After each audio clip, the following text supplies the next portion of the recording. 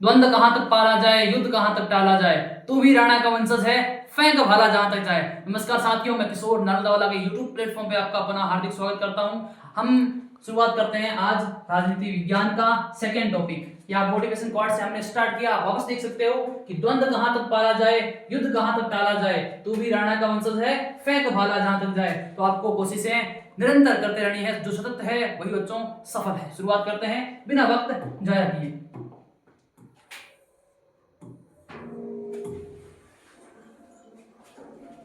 आज का अपना टॉपिक है एक दल के प्रभुत्व का दौर। अपन ने पहला पॉलिटिकल साइंस के 12th का एक पहला चैप्टर पढ़ा था, उसका नाम आपको पता है, ठीक है। और दूसरा अपन आज तैयार कर रहे हैं एक दल के प्रभुत्व का दौर। एक दल के प्रभुत्व के दौर के बारे में जो महत्वपूर्ण क्वेरीज है बच्चों बोर्ड एग्जाम रिगार्डिंग, हम सब लेके आए हैं और आप इसको देख सकते हो। और एग्जाम रिगार्डिंग बहुत ज्यादा महत्वपूर्ण है बच्चों। तो शुरुआत करते हैं बिना वक्त जाए किए। सबसे पहले देखो एक दल के प्रभुत्व का दौर। आपको पाठ का मतलब पढ़ते ही पता चल गया होगा कि एक दल का क्या था बच्चों, प्रभुत्व था। एक दल का क्या था, प्रभुत्व का दौर था, ठीक है। अब शुरुआत करते हैं एक अंकीय क्वेश्चन। निम्नलिखित वाक्य को सही करके पुनः लिखिए। एक अंक के क्वेश्चन बच्चों हर बार पूछे जाते हैं, इसको आप देख सकते हो। एक अंकीय क्वेश्चन, निम्नलिखित वाक्य को सही करके पुनः लिखिए, ठीक है। इसमें कुछ एक मिसमैच है और जो त्रुटि है वो आपको देखनी है। तो आप पहले देखो, भारतीय जनसंघ की स्थापना आचार्य नरेंद्र देव ने की थी। आपको पता चल गया कि ये जो भाई साहब है, इन्होंने इनकी स्थापना की ही नहीं है। तो यहाँ ये क्या किसको रिप्लेस करेगा, डॉक्टर श्यामा प्रसाद मुखर्जी, ठीक है ना। तो भारतीय जनसंघ की स्थापना किसने की, डॉक्टर श्यामा प्रसाद मुखर्जी ने की थी। तो ये यहाँ से आप इस चीज को हटाकर ये एड ऑन कर सकते हो और ये आपका क्वेश्चन क्या हो जाएगा, सही, ठीक है। अगला देखो, अगला है रिक्त स्थान की पूर्ति कीजिए। रिक्त स्थान की पूर्ति, फिल इन द ब्लैंक्स को करेक्ट फॉर्म आपको भरना है। लोकसभा के प्रथम चुनाव में 16 स्थान जीतकर दूसरे स्थान पर दल रहा। लोकसभा में प्रथम चुनाव जीतकर 16 स्थान पर जो दूसरा दल रहा था उसका नाम क्या है। तो आपको पता है कि भारतीय साम्यवादी दल है जो कि दूसरे स्थान पे रहा था बच्चों। ये बिल्कुल परफेक्ट है और आपको याद करना ही पड़ेगा। आगे देखते हैं,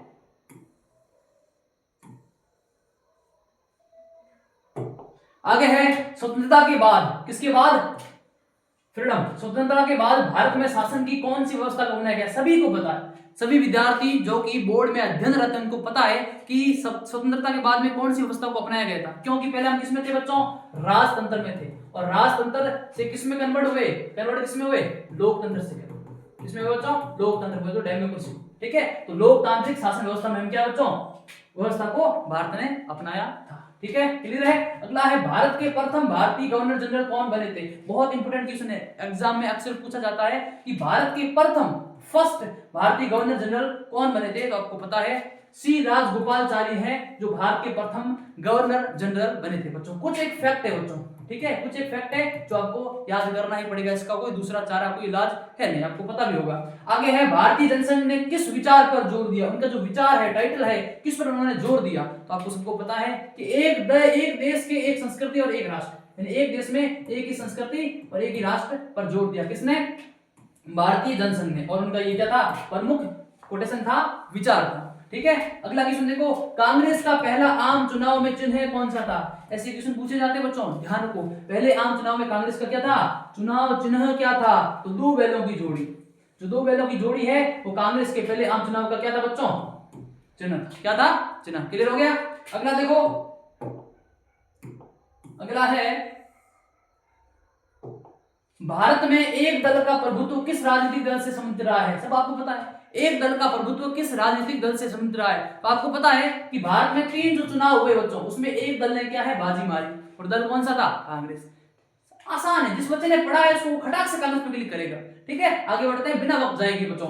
राजनीति में नायक पूजा का भाव सीधे पतन की ओर ले जाता है। नायक पूजा, किसकी पूजा, नायक पूजा, लीडर। नायक पूजा का भाव सीधे पतन की ओर ले जाता है। यह कथन किसने कहा, सबको पता है ना, डॉक्टर B.R. अम्बेडकर। किसने कहा, डॉक्टर B.R. अम्बेडकर ने नायक पूजा का भाव सीधे पतन की ओर ले जा रहा है, ये कथन कहा था, ठीक है। अगला देखो, प्रथम आम चुनाव के अभियान मतदान और मतगणना में कुल कितना समय लगा है। अभियान, मतदान और मतगणना में कुल कितना समय लगा था, यानी आपको टाइम पीरियड बता रहा, ठीक है ना। तो कितना लगा था बच्चों, 6 महीने, क्या 6 मंथ का टाइम है वो लगा था। कितना टाइम है बच्चों, 6 महीने का टाइम है वो प्रथम आम चुनाव, मतदान और मतगणना में लगा। आगे देखो, 1957 में किस दल की अगुवाई में बहुत अच्छा क्वेश्चन है बच्चों, एग्जाम में अक्सर पूछे जाते हैं ऐसे क्वेश्चन। तो 1957 में किस दल की अगुवाई में केरल प्रदेश में सरकार बनी थी? केरल प्रदेश है जो राज्य स्टेट है बच्चों, उसमें सरकार बनी थी। तो आपको पता है भारतीय कम्युनिस्ट पार्टी वो उन दल की अगुवाई में क्या है, केरल प्रदेश में क्या बनी थी बच्चों? गवर्नमेंट बनी थी, अर्थात सरकार बनी थी। अगला क्वेश्चन देखो, प्रथम आम चुनाव में, फर्स्ट इलेक्शन, प्रथम आम चुनाव में दूसरे नंबर पर वोट हासिल करने के लिहाज से कौन सा राजनीतिक दल रहा? प्रथम आम चुनाव में दूसरे नंबर पे वोट हासिल करने के लिहाज से कौन सा दल रहा? दल का आपको नाम बताना है। तो दल कौन सा था? समाजवादी पार्टी। कौन सी पार्टी थी बच्चे? समाजवादी पार्टी। जो फैक्ट है वो फैक्ट रहेंगे, आपको याद करना ही पड़ेगा। भारतीय राजनीति के किस कालखंड को, ये इंपॉर्टेंट क्वेश्चन है बच्चों, भारतीय राजनीति के किस कालखंड को कांग्रेस प्रणाली कहा जाता है? अच्छा क्वेश्चन है मना, क्योंकि एक दल की प्रभुत्व का दौर पाठ का टाइटल है, शीर्षक है, तो ऐसे क्वेश्चन अक्सर पूछा जा सकता है कि किस कालखंड को कांग्रेस प्रणाली के नाम से जाना जाता है? तो सन 1950। क्या है बच्चों? सन 1950।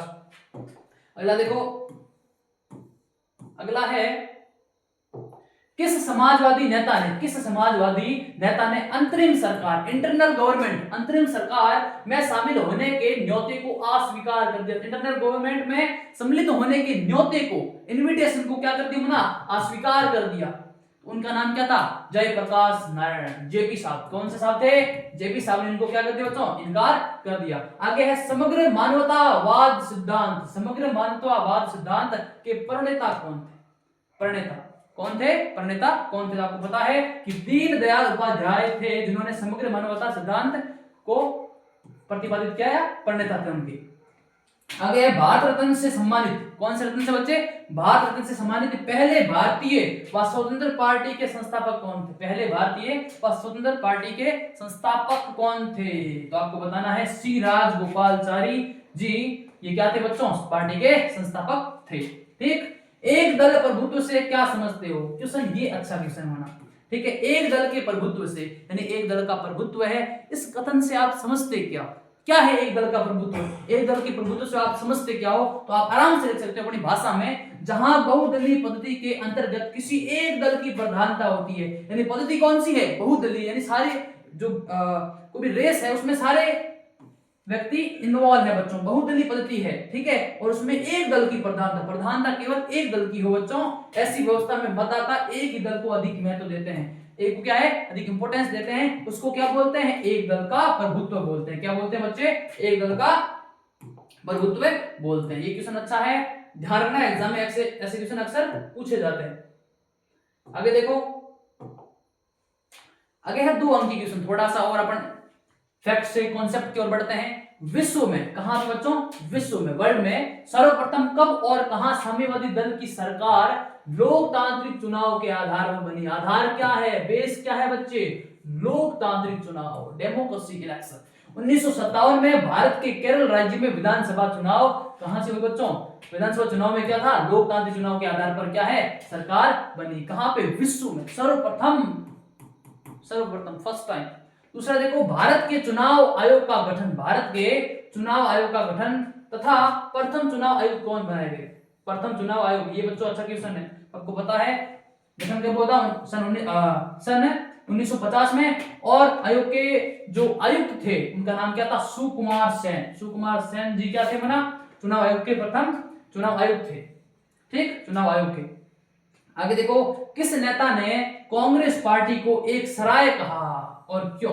किस नेता ने? पहले तो आपको नेता का आपको नाम बताना, उन्होंने सराय कहा और कहने के पीछे उनका क्या आशय था, क्यों कहा? तो आपको पता है डॉक्टर भीमराव अंबेडकर ने सराय कहा क्योंकि कांग्रेस के द्वारा समाज के सभी वर्गों के लिए खुले थे, समाज के सभी वर्गों के लिए खुले थे। राष्ट्रीय आंदोलन के समय विभिन्न वर्गों एवं समूहों का अपने दल में मिला लिया। ये देखो, ये कारण, इसीलिए उन्होंने, डॉक्टर भीमराव अम्बेडकर ने इनको क्या कहा बच्चों? सराय। अपनी भाषा में भी लिखते रहना मना, ठीक है, बहुत आसान चीजें हैं, अपने स्वयं की भाषा गढ़ते रहना।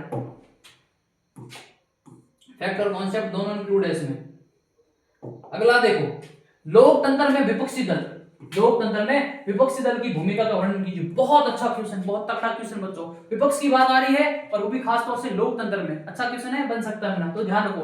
आंसर क्या रहेगा? विपक्ष की भूमिका का वर्णन क्या करोगे? सरकार की नीतियों की आलोचना, मतलब सरकार की जो नीतियां हैं उनकी आलोचना करना, ठीक है, इनके इनका प्रमुख भूमिका होती है, और आलोचना करना और व्यक्तिगत विकल्प भी बताना कि इस प्रकार है, यदि ये काम आप इस ढंग से करते हो तो बेहतर हो सकता है। ठीक है, सकारात्मक आलोचना, अगर जो आलोचना है बच्चों क्या है, सकारात्मक हो और सकारात्मक तरीके से उसको ध्यान दिया जाए, विपक्ष के क्या है, एक अहम रोल होता है। आगे सरकार की निरंकुशता पर अंकुश करना, ये अच्छी बात है। क्यों? क्योंकि सरकार की जो निरंकुशता है, यदि कोई ऐसा व्यक्ति रहेगा ना जो उनको निरंकुश या अंकुश नहीं करेगा तो वो अपने गलती का दुरुपयोग भी कर सकते हैं। तो ये विपक्ष का दूसरा बड़ा रोल हो गया। तीसरा है जनता को राजनीतिक शिक्षा, जनता को क्या बच्चों, राजनीतिक शिक्षा के क्या है, शिक्षा से क्या है, अवगत कराना। ये लोकतंत्र में विपक्षी दल की अहम भूमिका होती है। बहुत अच्छा क्वेश्चन बना, ठीक है, एग्जाम में आने के प्रबल चांस है ना, पूरी पॉसिबिलिटी है कि ये क्वेश्चन आ सकते हैं, क्योंकि ये क्वेश्चन बहुत अच्छा है। विपक्ष दल, सत्ता पे हर कोई बात करता है, विपक्ष के दल के बारे में आपको कितनी जानकारी है, इंफॉर्मेशन है,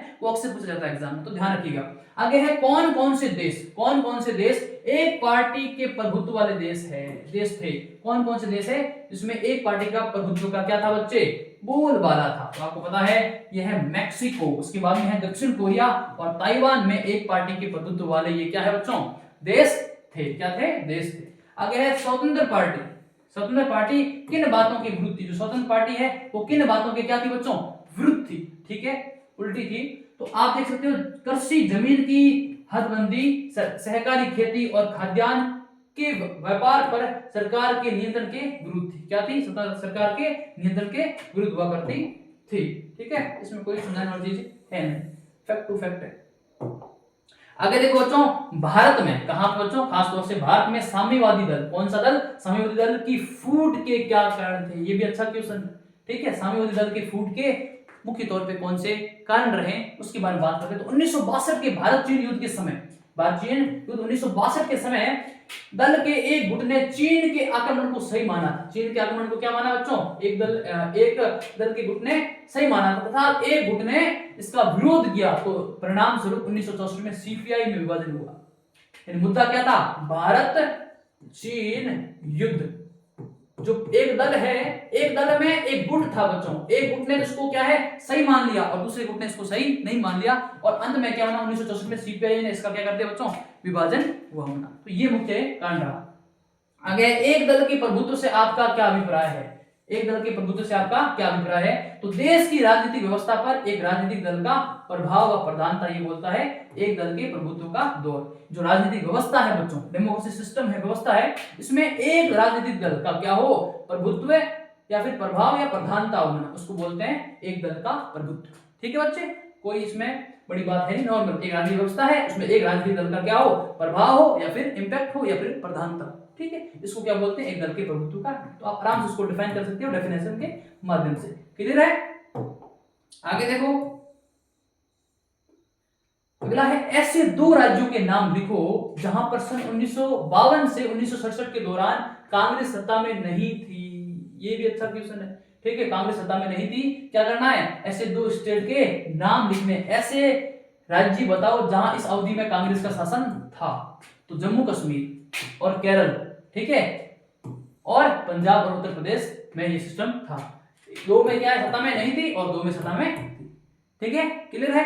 आगे है राजनीतिक समस्या नहीं अपितु समस्या का समाधान है। ये देखिए, ये अच्छा क्वेश्चन लग रहा है मुझे।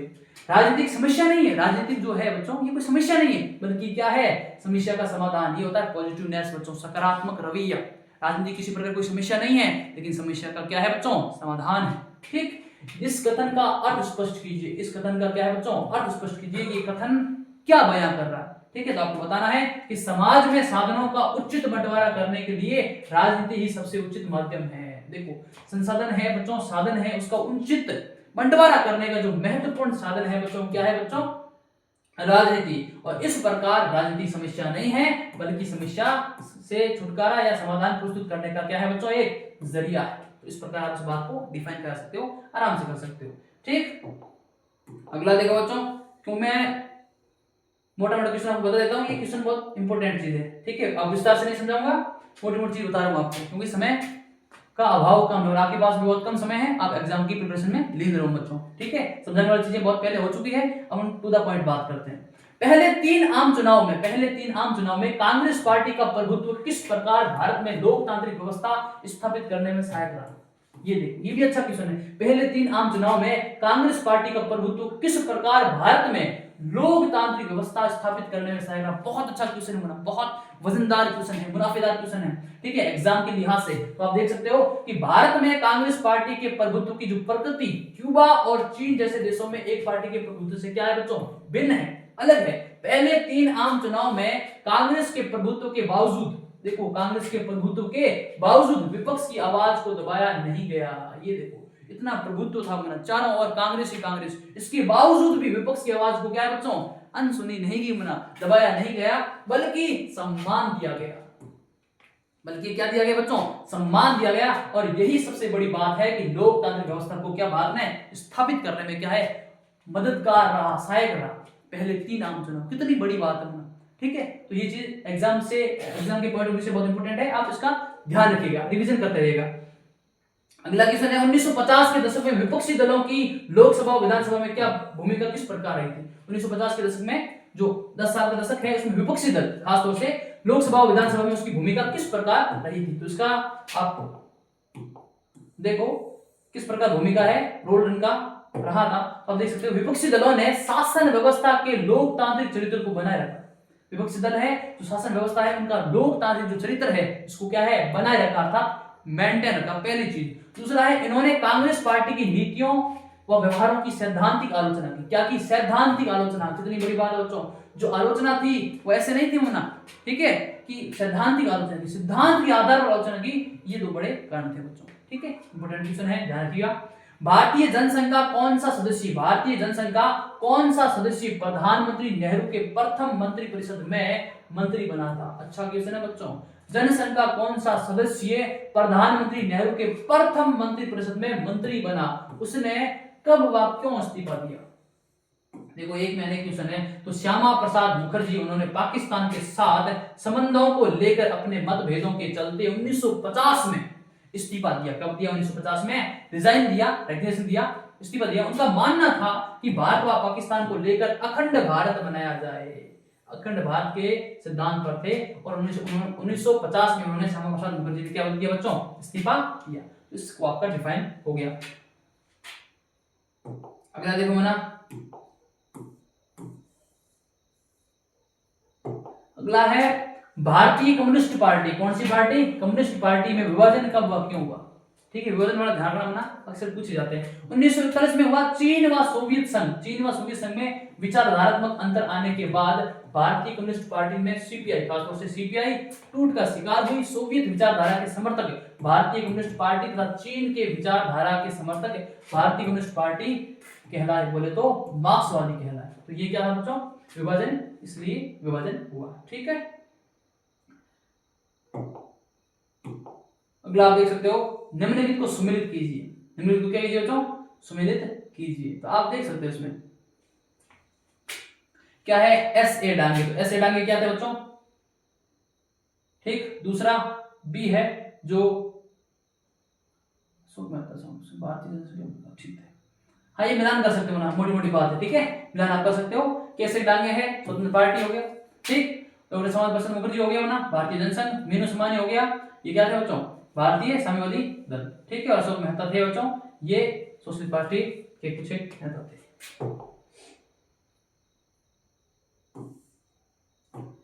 अगला देखो,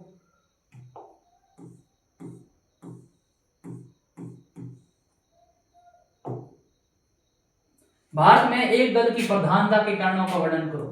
एक दल के प्रधानता के कारणों का वर्णन करो। अच्छा क्वेश्चन है बच्चों, क्या देखोगे आप हल में कि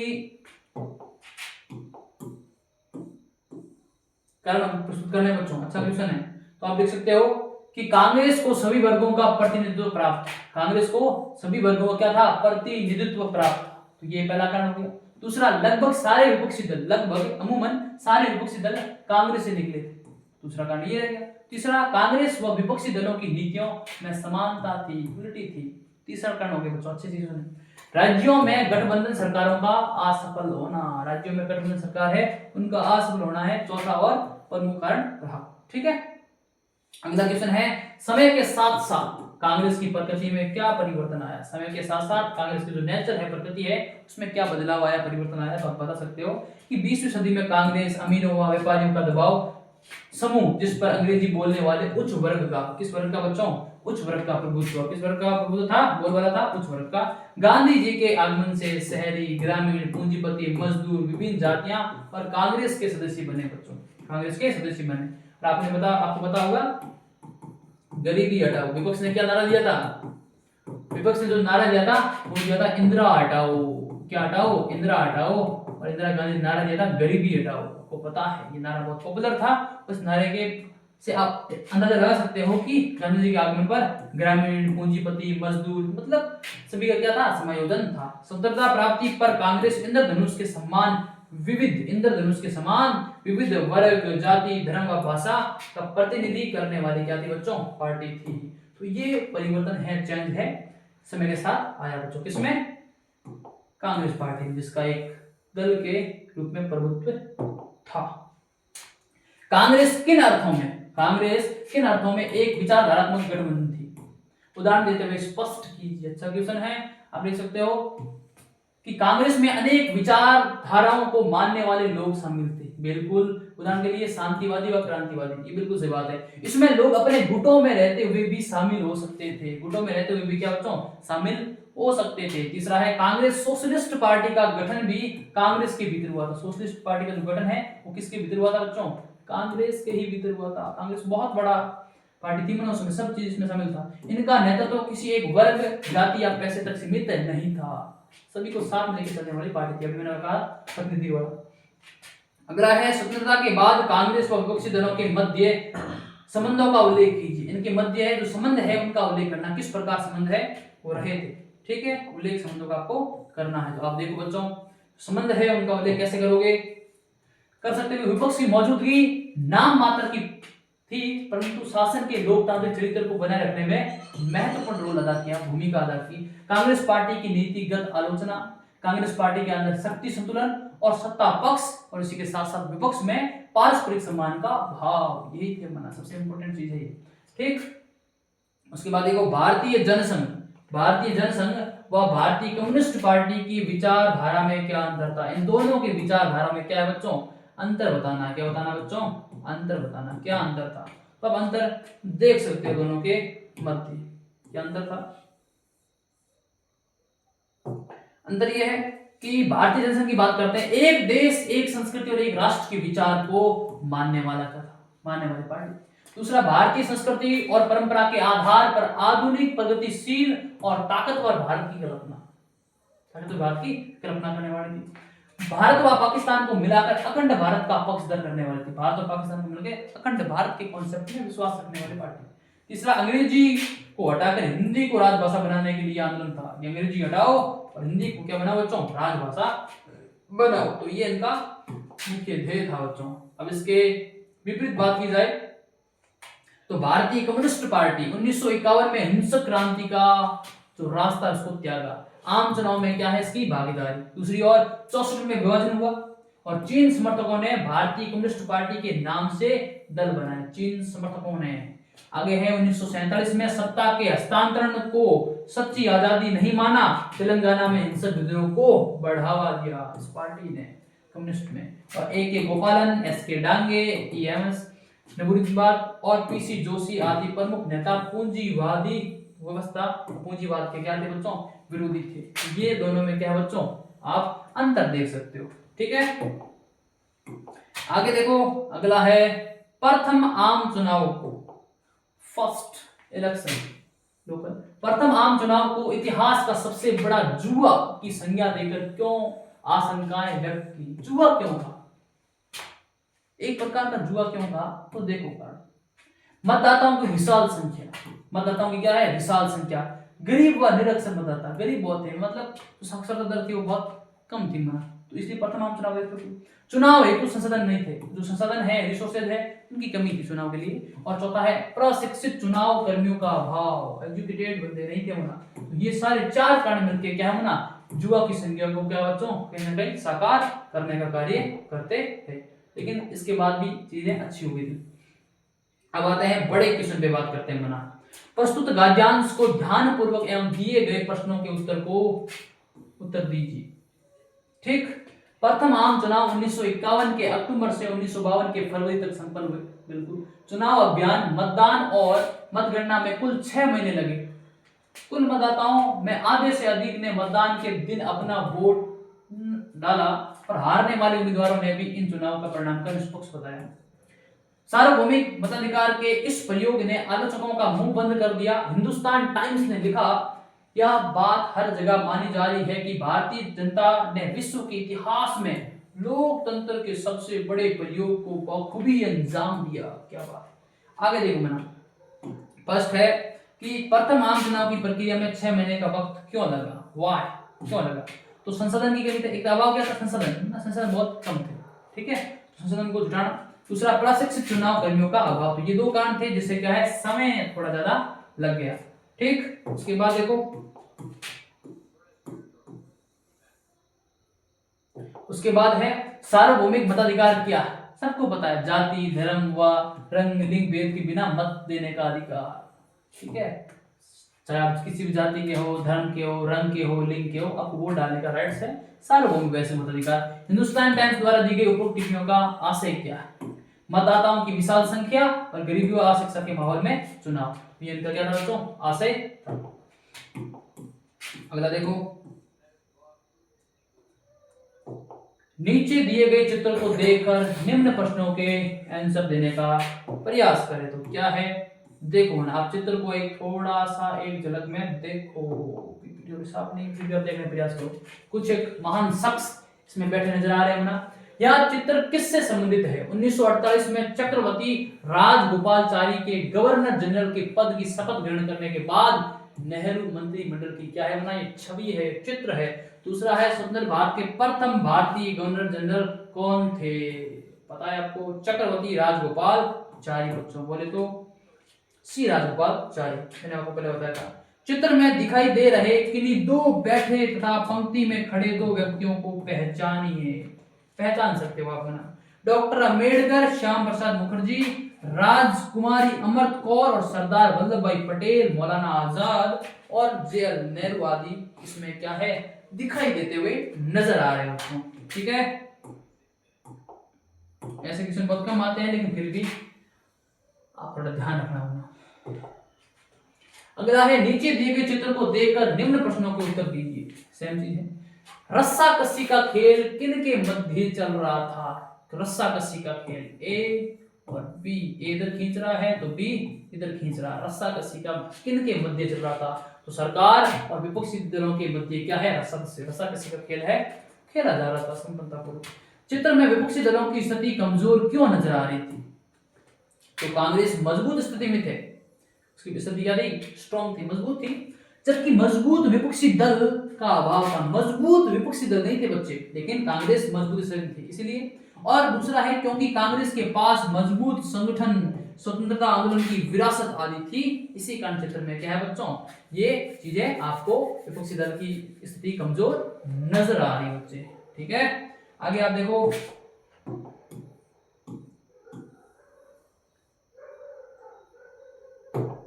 अगला है, चित्र में दिखाई दे रहे कि चार व्यक्तियों को पहचानिए, ठीक है, चार व्यक्तियों को पहचानिए। तो विपक्षी नेता ए के गोपालन, आचार्य कृपलानी, एनसी चटर्जी, श्रीकांत नायर, सरदार हुकुम सिंह और सत्ता पक्ष नेहरू जी, राजकुमारी अमृत कौर, मौलाना आजाद चित्र में दिखाई दे रहे थे। आगे देखो ना, अब बड़े क्वेश्चन है 6 अंक वाले, इसको आप थोड़ा सा देख लो। पार्टियों के भीतर, विभिन्न पार्टियों के भीतर गठबंधन तथा पार्टियों के बीच गठबंधन में अंतर स्पष्ट कीजिए। एक तो आप पार्टियों के भीतर गठबंधन कर रहे हो, विभिन्न पार्टियां हैं उनके बीच जो गुट है उनको गठबंधन कर रहे हो, और एक आप पार्टियों का गठबंधन कर रहे हो, इन दोनों में आप अंतर स्पष्ट करें। तो पार्टी के भीतर गठबंधन भारत में प्रथम आम चुनाव से ही देखने को मिला, प्रथम आम चुनाव देखने को ही मिला। क्या है तो देखो थोड़ा सा,